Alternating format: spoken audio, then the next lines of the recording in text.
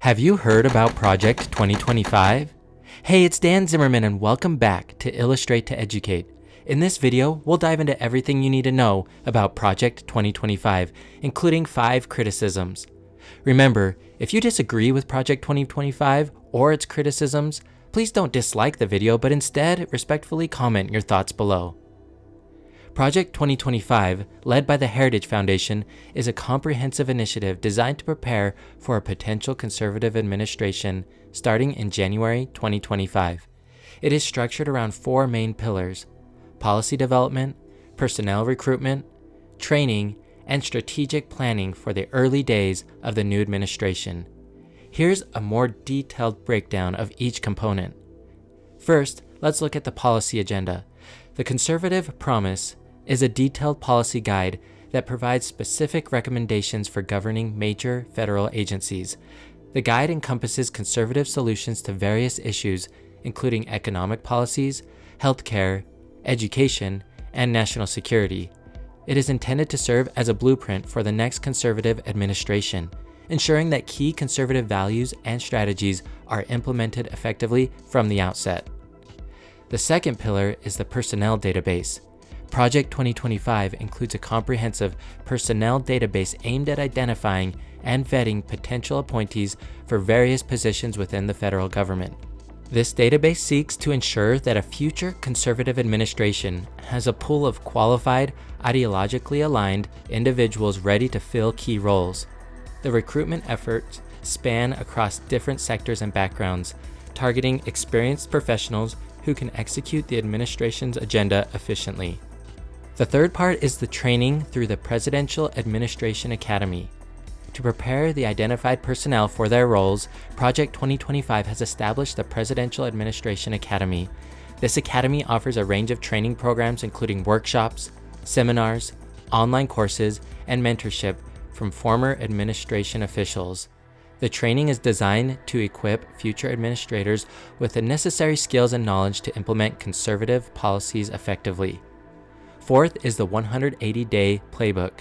The 180-day playbook is a strategic document outlining the immediate actions to be taken by the new administration within the first 180 days. This playbook is crafted to enable swift policy reversals and the implementation of conservative priorities, ensuring a smooth and impactful start. It includes specific actions for various departments and agencies, focusing on undoing the policies of the previous administration and setting the stage for long-term conservative governance. Now let's talk about the coalition and organizational structure. Project 2025 is supported by a coalition of over 100 conservative organizations, including think tanks, advocacy groups, and academic institutions. This broad coalition brings together diverse expertise and resources to support the project's goals. Notable participants include former officials from the Trump administration who contribute their experience and insights to the project. There are specific policy focus areas in Project 2025. Project 2025 proposes significant changes to federal policies on reproductive health. These include removing references to abortion from federal laws and regulations, reversing the approval of abortion pills, and defunding clinics that provide abortion or contraception services. The initiative also aims to reinstate the Comstock Act to ban mail-order abortions and reshape Medicaid to avoid funding reproductive health care services that include abortion. Another focus area is cultural and social issues. The project emphasizes the restoration of traditional family values and religious principles. This includes opposing policies perceived as supporting cultural Marxism and promoting a pro-life agenda. It advocates for policies that support the nuclear family, religious liberty, and traditional gender roles. There's also the leadership of Project 2025, which is directed by Paul Dans, a former chief of staff at the Office of Personnel Management during the Trump administration, with Spencer Sherteen serving as associate director. Both bring extensive experience from their previous roles in government, contributing to the strategic planning and execution of the project.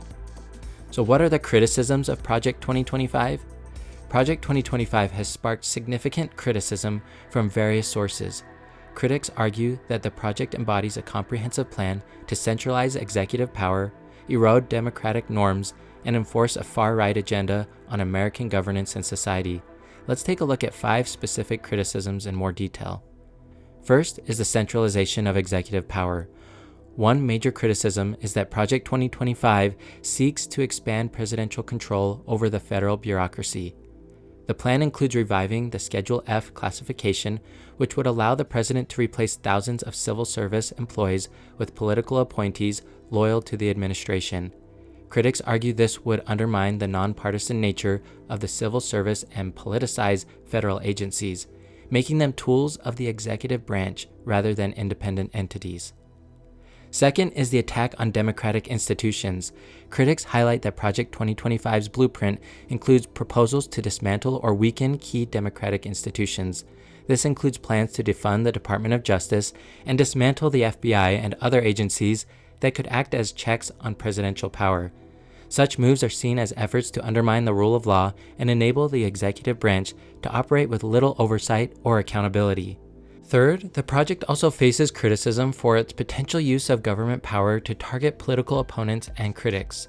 There are fears that it would enable the executive to pursue legal action against political adversaries and critical media outlets, drawing parallels to authoritarian regimes where dissent is suppressed through state mechanisms.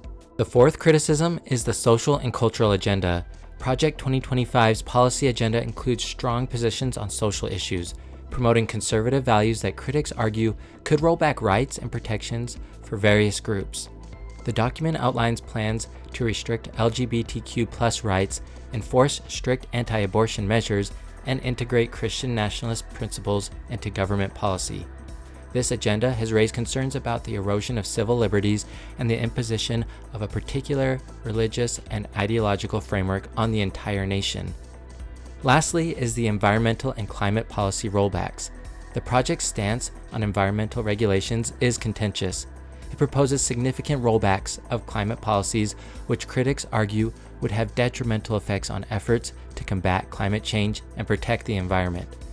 This aspect of the plan is seen as catering to business interests at the expense of long-term ecological sustainability. Did you find this video about Project 2025 to be helpful? Remember not to dislike the video, but rather like the video, comment, and subscribe to support more simple and objective videos on topics that matter. If you liked this video, please check out my other videos.